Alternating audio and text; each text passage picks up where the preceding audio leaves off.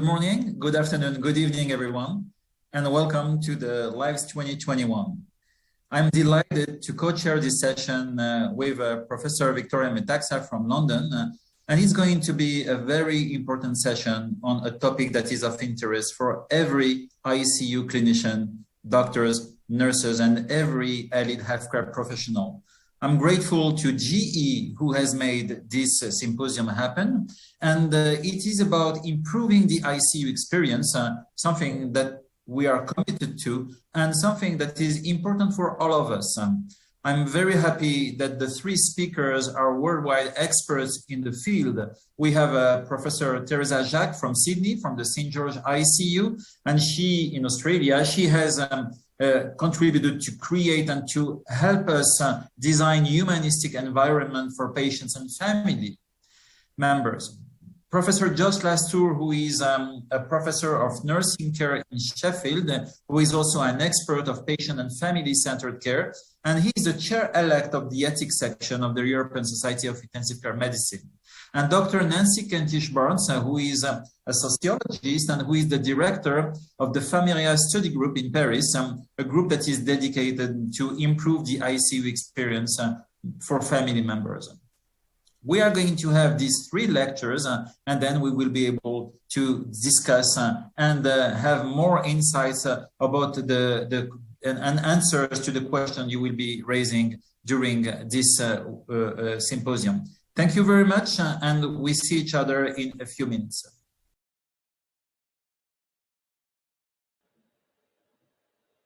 Thank you for the invitation to speak on a topic dear to my heart, and thank you to GE for sponsoring a session that is patient, family and staff wellbeing focused, an important aspect of ICU in these challenging times.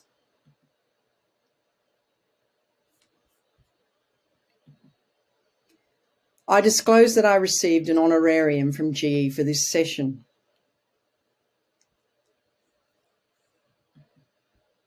What I will cover: what comprises discomfort, measuring recalled discomfort, how we can influence discomfort, and is there a link between recalled discomfort and post-traumatic stress disorder?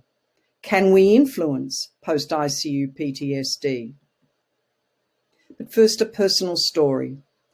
When my late husband was in the hospice dying from cancer, the staff would pass by his door asking if he had any pain, and he answered that he had no pain, and so they left him be. He had no pain, but his discomfort or suffering was due to intractable nausea and the anxiety of not seeing our two sons. So I ensured that he had appropriate antiemetics and brought the boys in to practice their musical instruments and do their homework, as my husband wanted things to be as normal as possible. It made me realise in my ICU practice that discomfort and suffering were not just about pain. The dictionary definition of discomfort has a noun form: pain, worry or embarrassment, or something that causes one to feel uncomfortable. And it also has a verb or active form: to make someone feel anxious or embarrassed, or cause someone pain, and to remind us of the active role we can have in causing or alleviating our patients' discomfort. The dictionary definition and my personal story have alluded to that there are many facets to discomfort. It is mental and or physical patient experience. There are patient factors, environmental factors, and impact of care factors. Being able to measure the range of factors under the umbrella of discomfort strengthens our ability to assess the quality of care we provide. Here in this figure from the APREA group on their discomfort measurement, you can see 18 possible discomfort domains across the various patient, environmental, and impact of care factors: the noise, the light and the uncomfortable bed, sleep deprivation, thirst, hunger and cold, patient factors, or visiting hours, or how we communicate with our patients. By adopting this broad umbrella of discomfort, we can better understand how our interventions create or alleviate discomfort for our patients. Measuring recalled discomfort. There are studies that look at specific facets of discomfort, such as pain or dyspnea or sleep disturbance or emotional outcomes. And some studies have reported on discomfort as it happens in the ICU. But it is the recalled discomfort that is linked with the post-ICU syndrome, such as anxiety and post-traumatic stress disorder. To truly reflect the patient experience, patient responses are preferred to proxy responders for any measurement tool. Recalled discomfort measurement should explore both the physical and the psychological aspects of discomfort. The IPRIA questionnaire in the French language is a comprehensive measure of the many aspects of recalled discomfort.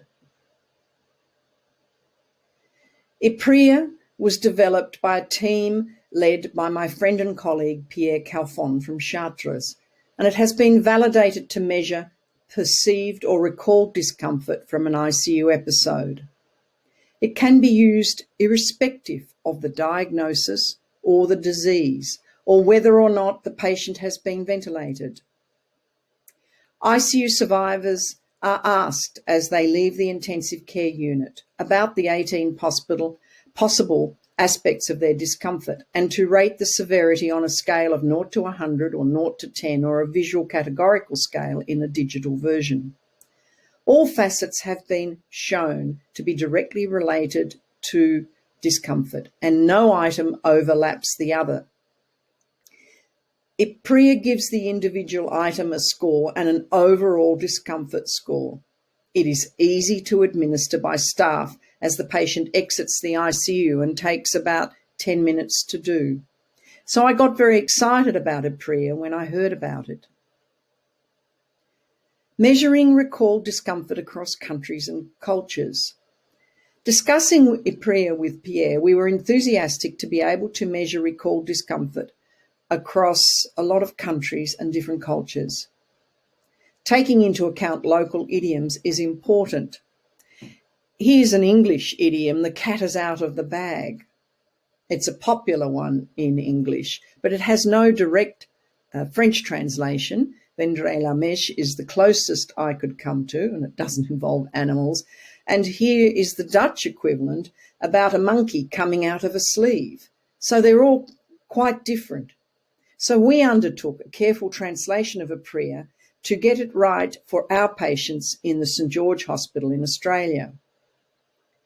We sought to adapt IPRIA in the English language not just by direct translation, but by allowing for local idiom and cultural differences. We used a pragmatic adaptation of the guidelines from the International Society of Pharmacoeconomics and Outcome Research Task Force that have been published. We used 2 language experts, one a native French speaker, fluent in English, and one fluent in French, but a native English speaker. The English translation was back-translated using translation software.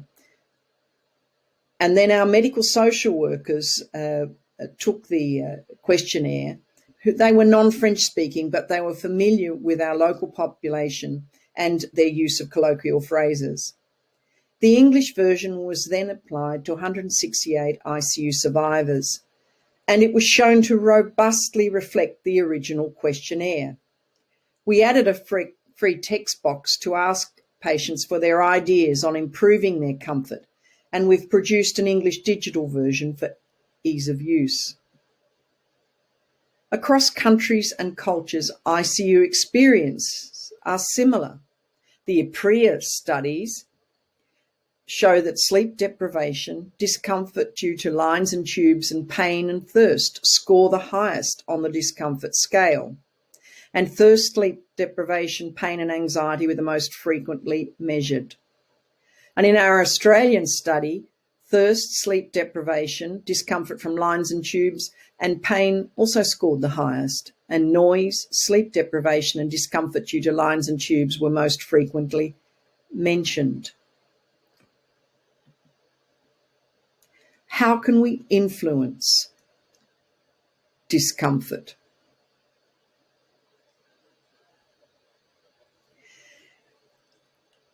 We modified our new ICU, having gained a picture of our patients' experiences in the old open plan unit, and using IPRIA, we moved into a closed all single room ICU, and we restudied our patients using the Apriya translation.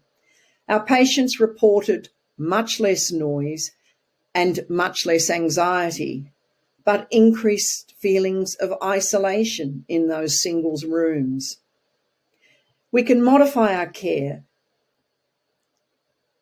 by measuring discomfort of our patients as they leave the unit and feeding this back to staff, just as the Apriya group do. By understanding individual patient experiences and components of their discomfort, we can modify our ICU environment, our care, and in particular, the way we communicate with our patients. This is Bart and his family. I use this picture with his permission, and I was speaking to him the other day. Bart spent a year in our ICU with severe Guillain-Barré, and 2 years after leaving us, he still recalls some of the discomforts he experienced. But during his long stay with us, we were able to create some comforts for him, and this is how we celebrated Bart's son's first birthday in our patient garden. Post-traumatic stress disorder. PTSD is a condition of persistent mental and emotional stress occurring as a result of injury or severe psychological stress, involving sleep disturbance, recurring vivid, intrusive thoughts of the experience, dulled responses to others and to the outside world. Nightmares and flashbacks can occur. Not all discomfort aspects will be recalled during the recovery from critical illness, but it is those that are recalled and remembered that are likely to affect the recovery phase. Recall discomforts experienced in ICU have been shown to induce PTSD and alter quality of life.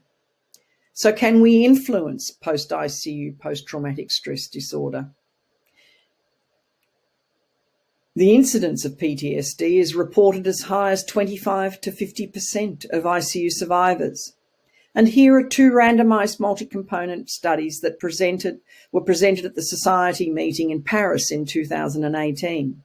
The POPPY study was a nurse-led preventative psychological intervention for PTSD among critically ill survivors. And it was a randomized clinical trial with 3 interventions: a therapeutic one altering things in the ICU environment, a trained POPPY nurse, and a self-care package, but few patients completed the latter. The POPPY intervention did not significantly reduce PTSD symptoms at 6 months. In contrast, Pierre Calfon and the Apriya Akvar group in France published a tailored multi-component program to reduce discomfort in critically ill patients. This was a cluster randomized control study, and it aimed to reduce overall discomfort using timely feedback to both bedside staff and ICU quality groups. And they had site comfort champions, and local strategies were allowed to reduce patient discomfort. And they are able to demonstrate a significant reduction in discomfort overall. And when they looked at patients at 1 year, they showed a decrease in the incidence of PTSD. There have been other modalities for influencing PTSD reported, and unfortunately, the use of ICU diaries has had mixed results. And more recently, a novel virtual reality program has been reported from the Rotterdam group, in which they used virtual reality once the patient left the ICU to go over and explain some ICU experiences. And they demonstrated reducing PTSD symptoms. We have another English idiom, the elephant in the room, and I haven't spoken of the ICU elephant in the room that affects us all, the impact of coronavirus and its various treatments on patient comfort: self-proning, high-flow oxygen, prolonged mechanical ventilation, and ECMO, and so on. Future studies on the role of such treatments should look at patient acceptability and comfort. In summary, discomfort experienced by ICU survivors is multifaceted. We can measure significant aspects of the patient experience in ICU through soliciting early feedback on recalled discomforts. And I believe we may be able to lessen the impact of post-ICU syndrome, such as PTSD. But much more work is required as to how to achieve this. Thank you for listening.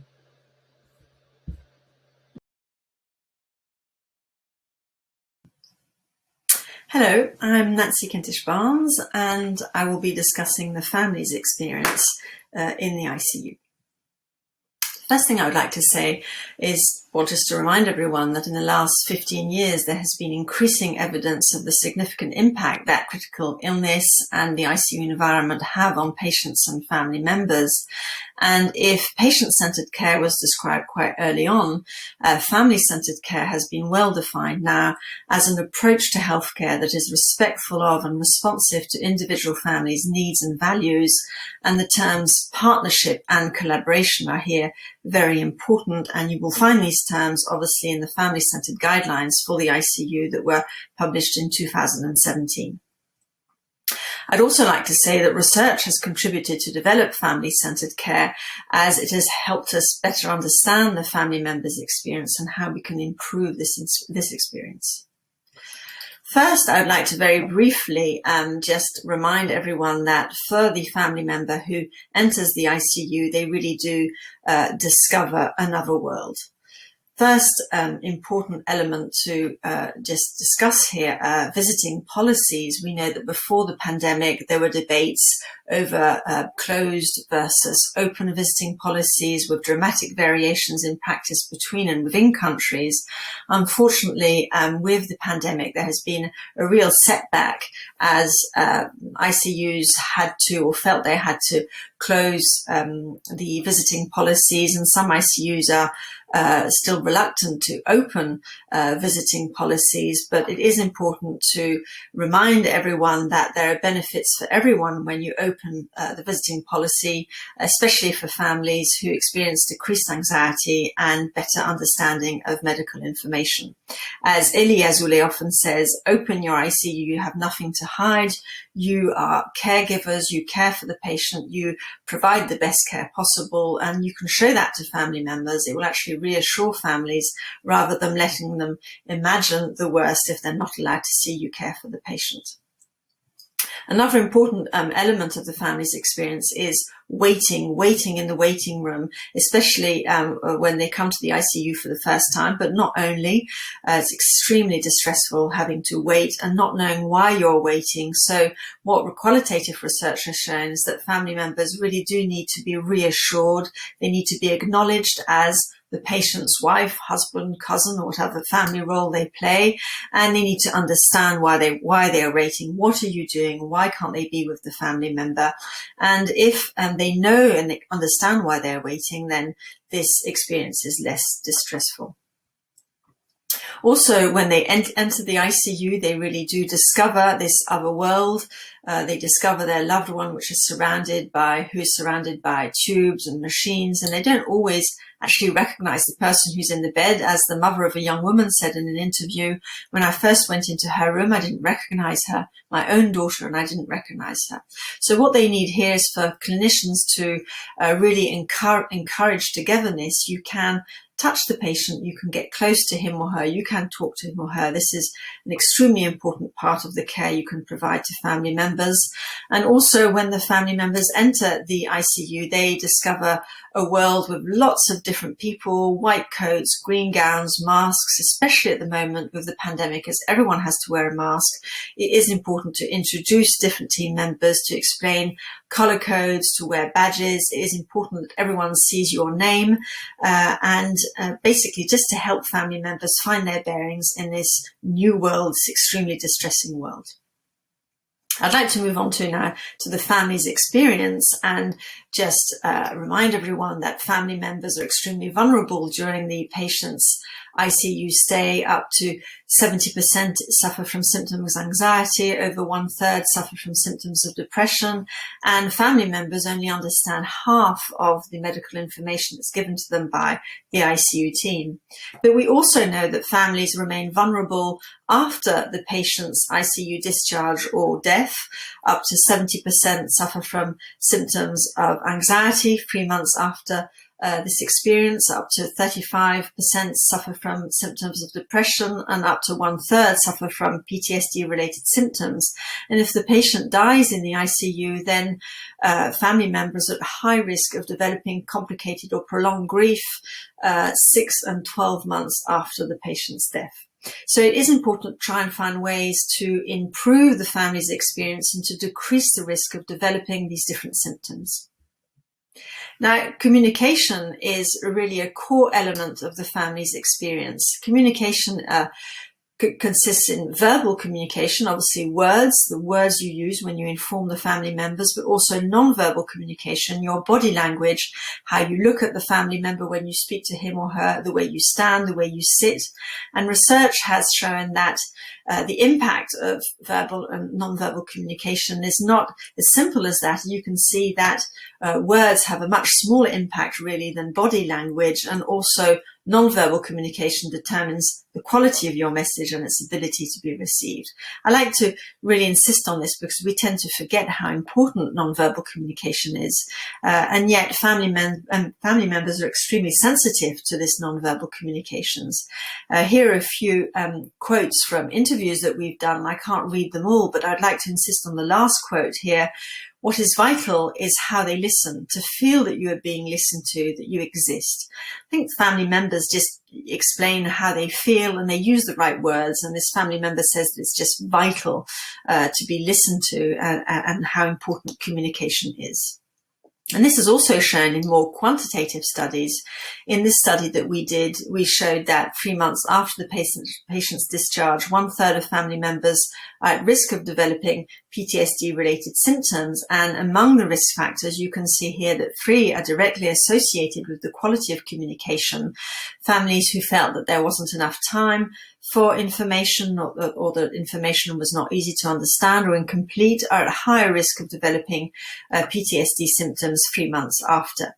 And if we look at bereaved family members, you can see here that family members who felt that communication with the physician was unsatisfactory, well, this here is a factor associated with increased risk of developing complicated grief 6 months and 12 months after the patient's death. So communication isn't just a detail, it is a core element of the family's experience, and it's something that we have to improve. And it's interesting to see that in most of the randomized control trials that have been done, they have been focused on improving the quality of communication to improve the family's well-being. And I would like to describe these randomized control trials now, and you'll see that most of them are focused on families whose patient is at high risk of dying. First important concept here is the Family End-of-Life Conference that was developed by Randall Curtis in Seattle in the United States, based on the VALUE acronym, which was during the family conference to value family statements, to acknowledge family emotions, to listen to the family, to understand the patient as a person, and to elicit questions from families.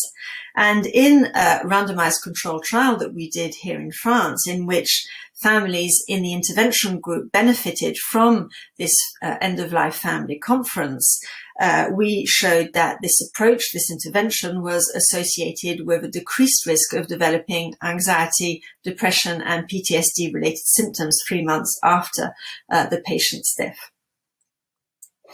In this other study from Randall Curtis in Seattle, in which the intervention consisted in the intervention of a communication facilitator who was a nurse or a social worker who came to the ICU to facilitate communication between family members and the ICU team, to address individual communication needs and to identify or address conflict.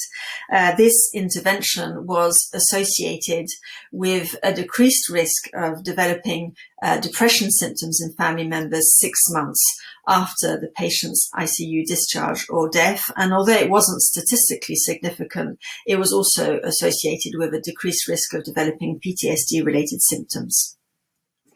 In this other study, coming from another research group in the United States, the intervention here was a support strategy by ICU nurses who were already in the ICU, who were trained in communication and who were there to provide emotional support every day, to help with decision making and to help organize meetings with the ICU physician. The intervention was not associated with a decrease in post-ICU burden, but it was associated with improved evaluation of quality of dying and death, with improved patient and family-centered care, and with a shorter ICU stay. But not all randomized control trials have positive effects on family members. In this study from the United States by Shannon Carson, the intervention consisted in 1 or 2 meetings that were led by a palliative care provider from outside the ICU who came into the ICU to see the family members, to discuss the patient's situation and the family's needs. The ICU physician was rarely present at these meetings, and the intervention was not associated with a decrease in family anxiety or depression symptoms at 3 months, but it was, however, associated with an increased risk of developing PTSD. And this other study that we did in France, in which the intervention consisted in a condolence letter for family members who lost their loved one in the ICU. This condolence letter was handwritten, co-signed by the physician and the nurse, and sent by mail 15 days after the patient's death. It's the first intervention that comes really after the ICU stay, once the relatives are back home. And the results were rather counterintuitive, as the intervention was associated with an increased risk of developing depression symptoms at 6 months, and also an increased risk of developing PTSD-related symptoms. So these 2 studies, the one done by Shannon Carson and this study here on the impact of a condolence letter, do show that all interventions to improve family members' experience really do have to be evaluated, because although we try to improve the family's experience, we don't always manage to provide interventions that have positive impacts. Just to go on with this study on the condolence letter, our qualitative research did show that for many families, the condolence letter was a positive experience. As this woman said in an interview, I found a gift, a very beautiful gift. I found a letter. It was a beautiful gift, and when I read it, I felt a rush of happiness. But this qualitative research also showed that the letter could create doubts. As an example, the father of a patient said, I was mostly surprised, really. I don't think it's a frequent practice. I wondered if the physician wasn't feeling guilty about something. So just to show that qualitative research does help us understand sometimes the results of the more quantitative results that are published. So to finish, I think that if we want to improve the family's experience, obviously it's important to try and improve our communication at an individual level, our attitudes, our behavior, but also it is important to try and improve things at a collective level, and to think about one's ICU culture. Is family and patient-centered care a priority in my ICU? What is implemented? What about the quality of communication within the team? And what about the nurses and doctors' well-being? And this will be discussed in the next presentation. But I think really if we want to improve the family's experience, one has to adopt a holistic approach in which we try to improve, obviously, the patient's well-being, the ICU well-being, the ICU team's well-being, and the family well-being. Without a holistic approach, I think there's less chance that we improve the family's experience. Thank you very much for your attention, and don't forget that it is important to participate in research projects if we want to continue to try and improve the family's experience. Thank you.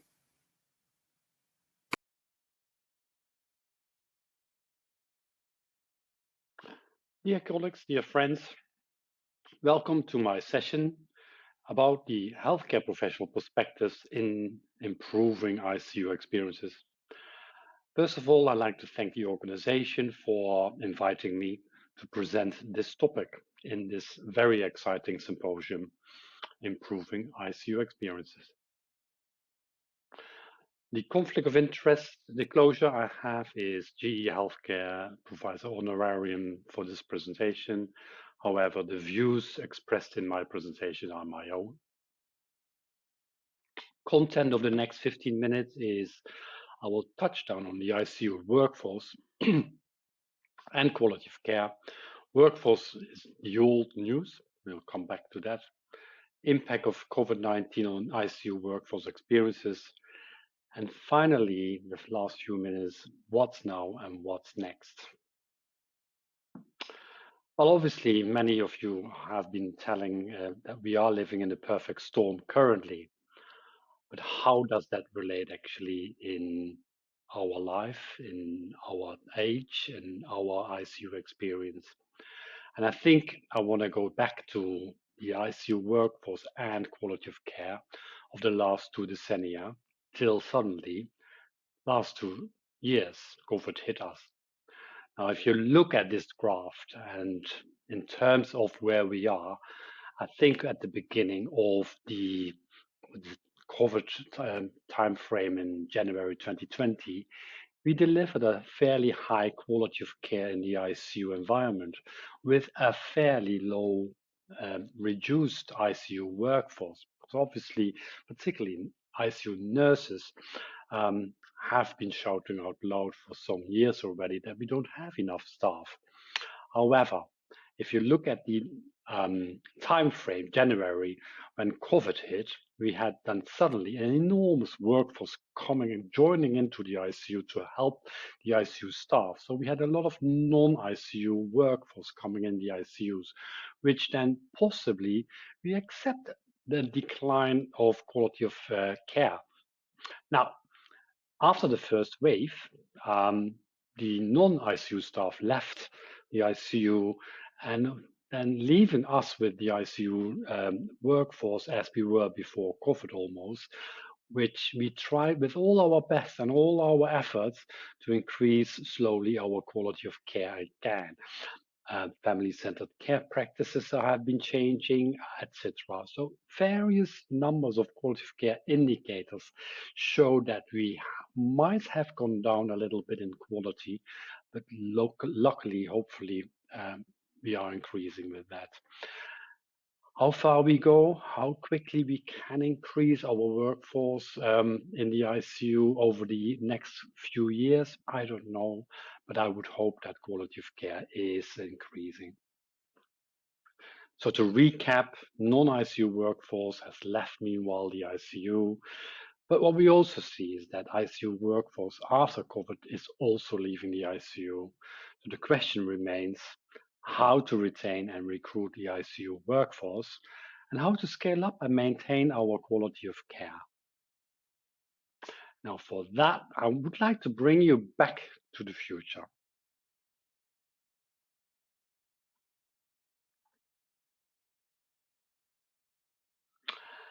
Now, I've been working with that for some time already, talking about workforce. So 15 years ago, the World Health Organization clearly indicated that the density of healthcare providers across the world, which we might have had enough.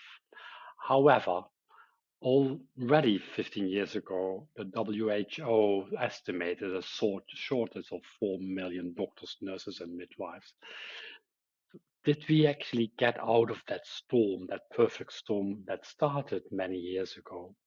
We all know that exit routes from the healthcare workforce have been identified as the migration, risk of violence in healthcare, change of occupancy, and retirement.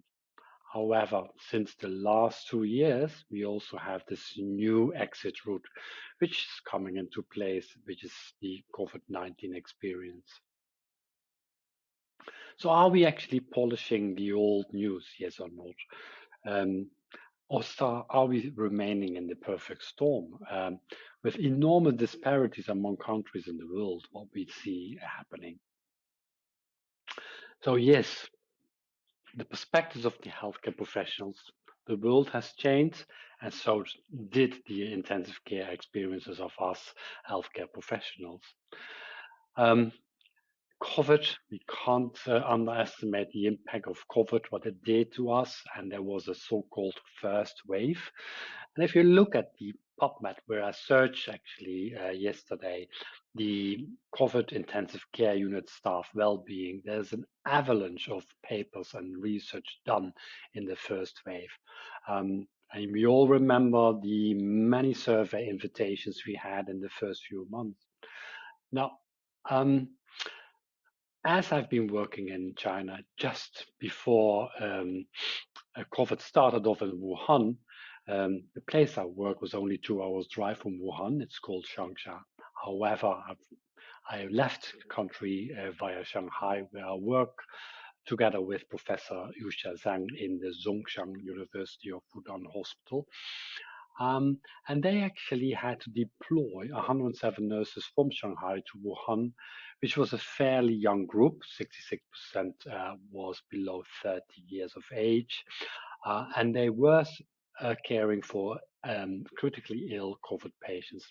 And we said we need to look at the impact because this is going to be massive, this is going to be big. And we want to identify actually how they experiences the ICU during the COVID period. We developed this questionnaire that has been adapted from the SARS epidemic, 3 subscales, stressor scoping strategy and effective support, and we use the Maslach burnout inventory. Now, as you already can imagine, 85% felt that the uncertainty of how long the current working climate would last is a really a perceived stressor, worried to get infected as well as discomfort.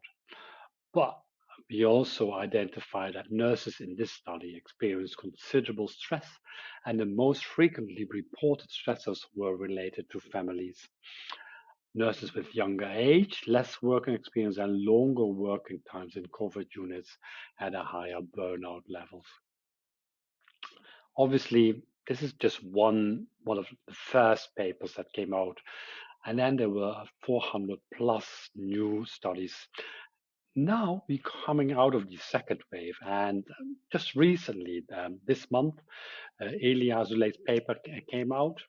France survey done with invited 1,203 healthcare professionals in the critical care area. 845 responded, 70% response rate. I must admit, this is extremely high in my perspective. In living in a COVID climate where we have nearly daily survey invitations, 70% response rate in this study is, I must admit, just high. The majority had treated more than 10 new patients with COVID in the previous week of this survey completion. Now, as you can see, I don't have to iterate the numbers, but the symptoms of anxiety, depression, and post-traumatic stress are really alarming in this study, as well as the burnout levels. You might find 45% not high enough, but I think it's enormous. And these mental health disorders in the critical care practitioners in this study actually is alarming enough to sort of look at what kind of experiences do we have and what should we do. This paper also is very nicely brings it all together that nearly 10% of the population had all the anxiety, post-traumatic stress, burnout, all the symptoms together. So this is really an alarming paper that we need to look at. So now what? So what we know now is caring for COVID-19 patients can negatively influence the ICU staff experience and their well-being. ICU healthcare professionals use a wide range of coping strategies, and we know also that healthcare professionals are leaving the ICU. Now, just a few numbers here.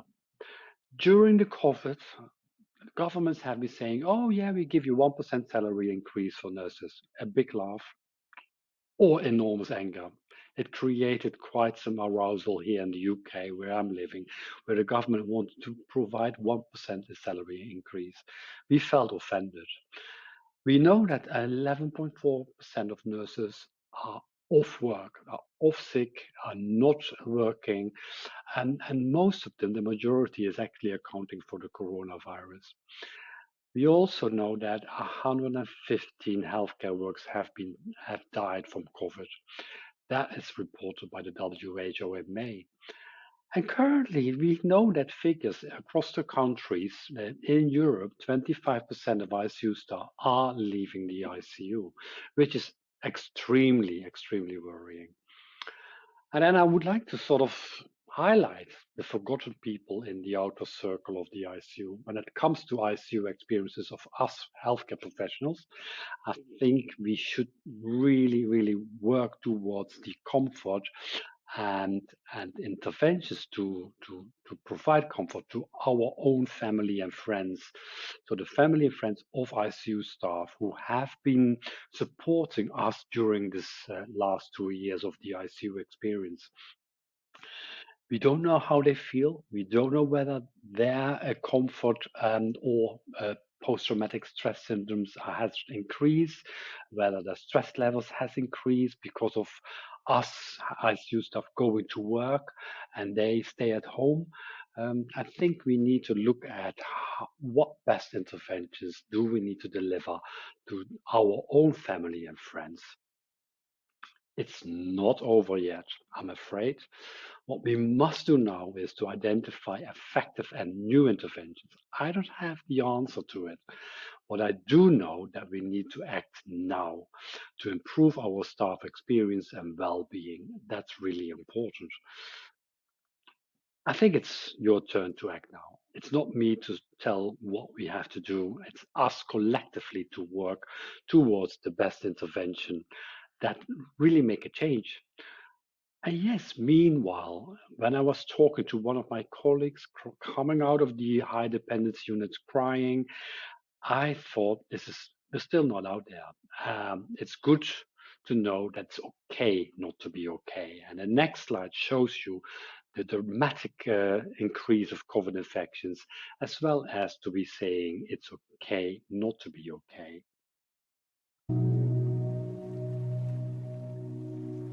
Feeling like a drop in the ocean that don't nobody notice. Maybe it's all just in your head. Feeling like you're trapped in your own skin, and now your body's frozen. Broken down, you've got nothing left. When you're high on emotion and you're losing your focus, and you feel too exhausted to pray. Don't get lost in the moment or give up when you're closest. All you need is somebody to say it's okay not to be okay. It's okay not to be okay. When you're down and you feel ashamed, it's okay not to be okay.